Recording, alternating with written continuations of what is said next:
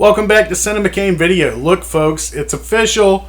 The Cinema Kane Video Store name tag came in. That's right. I am the manager, the keeper of the archive, and your humble cinephile, Cinema Kane. Today, we're getting into our very first episode of Cult Corner.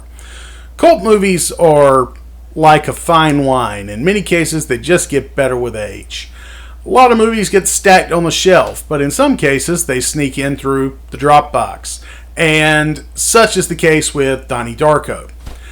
This movie arrived on the scene with no one quite knowing what to make of it. You've got time travel, tangent universes, Jake Gyllenhaal in an absolutely stellar performance, a demonic bunny named Frank, Patrick Swayze playing against type, playing an absolutely scum of the earth motivational speaker. I won't get into why. And last but not least, Sparkle Motion. Jazz hands. So here we are today talking about a movie that snuck in through the pop culture unconscious and became something that its fans became overly familiar with. Video store delinquents such as myself absolutely absorbed every essence of it because it spoke to us on a different level.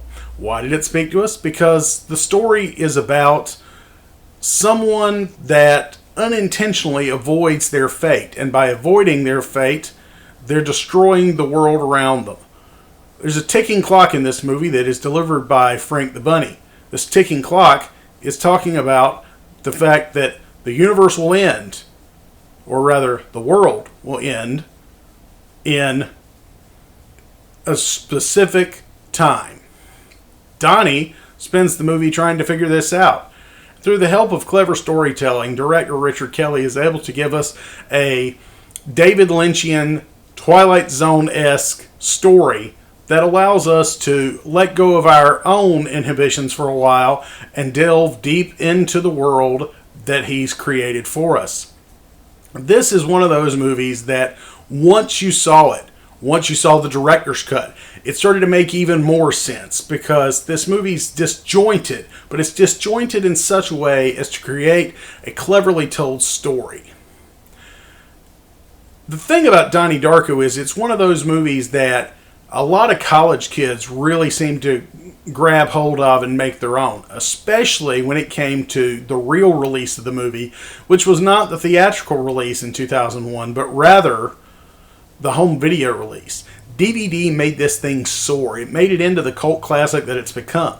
And thanks to modern companies like Arrow Video, you also have absolutely beautiful 4K transfers of both the director's cut and the theatrical cut with a plethora of special features at your fingertips that will allow you to truly enjoy the sparkle motion that is Donnie Darko.